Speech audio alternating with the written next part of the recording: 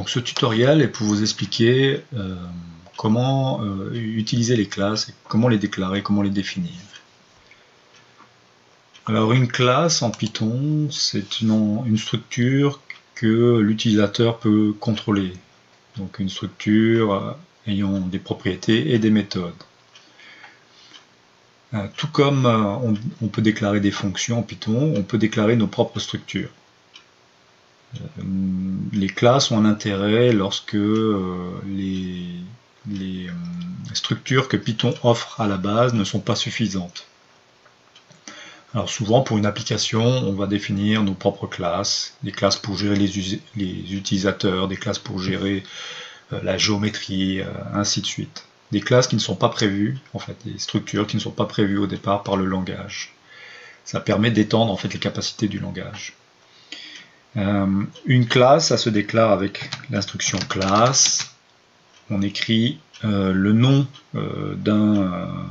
d'une classe qu'on va. Donc ça c'est le nom qu'on peut utiliser lorsqu'on va créer la classe. Donc on va nommer la structure. Une classe, alors c'est un bloc. Donc on voit automatiquement Python va faire l'indentation. Donc à l'intérieur de cette classe, on pourra définir des méthodes et des propriétés. Les propriétés, alors souvent ça va être, dans ce cas-là, on va faire une classe qui s'appelle user avec un nom, une propriété qui s'appellera name, qu'on va y mettre à vide au départ. Une classe a au moins un constructeur, donc on va définir notre propre constructeur. C'est la méthode init. La méthode init, alors vous allez voir que toutes les méthodes qui sont associées avec une classe ont comme premier paramètre self, qui est un pointeur vers la classe elle-même. On n'a pas besoin de tenir compte, c'est une notation en Python. Simplement, elle est obligatoire lorsque vous créez une méthode. Si je veux introduire mes propres paramètres dans la méthode, alors dans ce cas-là c'est le constructeur, je vais lui dire, je vais envoyer un paramètre qui est le nom que j'aimerais affecter à cette propriété. Donc pour affecter le nom que j'envoie à la propriété, je vais utiliser self name. Alors ce self, ça se rapporte à la classe elle-même, donc self.name, c'est cette variable ou cette propriété qui est visée. Maintenant, je pourrais lui dire, envoie-lui l'information que j'envoie directement dans le constructeur. Donc là, je viens de créer une classe avec une propriété et un constructeur.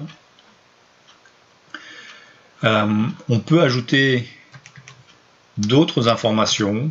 On peut ajouter d'autres méthodes. Donc, si je veux ajouter une autre méthode, je vais utiliser l'instruction def. Et je vais alors nommer une méthode que je vais ajouter à cette classe user. On pourrait, par exemple, faire une méthode qui est de envoyer un mot de passe. Donc une méthode qui permet d'ajouter un mot de passe au user. Donc je vais lui envoyer une information.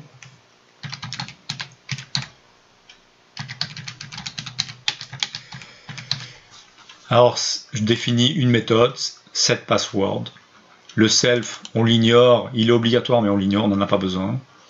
Mais cette méthode a besoin d'un paramètre. Ce paramètre va affecter une propriété de la classe qui est la propriété password. Alors vous voyez, je ne suis pas obligé de déclarer toutes les propriétés ici. Je peux encore en déclarer à l'intérieur des méthodes. Ça va fonctionner. C'est pas obligatoire. Souvent, il peut être intéressant de déclarer les propriétés au début.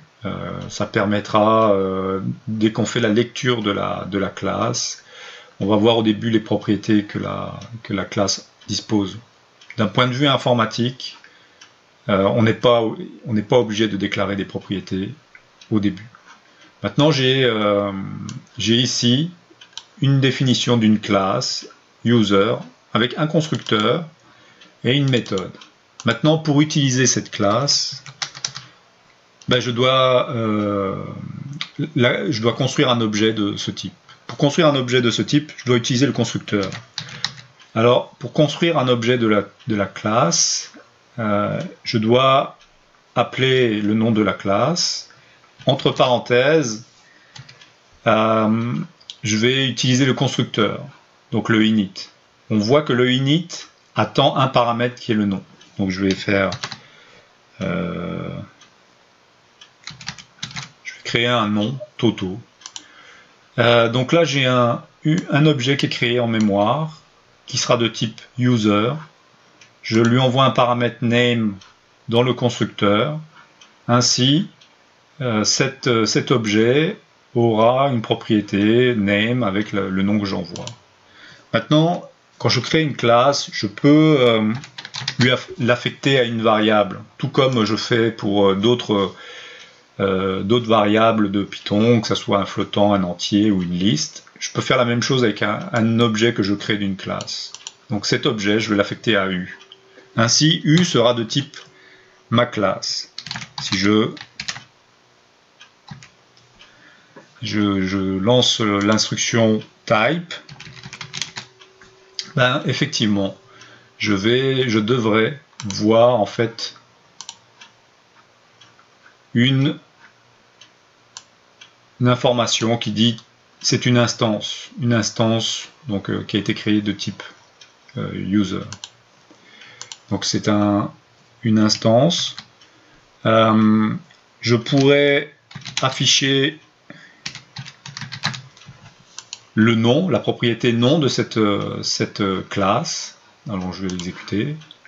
Donc effectivement, on le voit, c'est bien Toto. Donc je vais sur la classe user, j'affiche la propriété name. Donc ça, U est un objet de type user, et j'affiche la propriété name. Donc ce qu'il faut garder à l'esprit, c'est que ici, je fais des déclarations de structures. Donc je déclare des structures que je vais utiliser dans mon programme. Et par la suite, quand je vais les utiliser, c'est ici.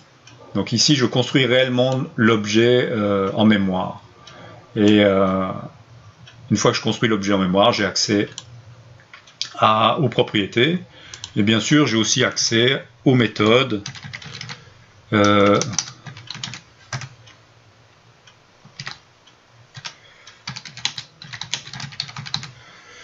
Donc je peux appeler cette méthode maintenant.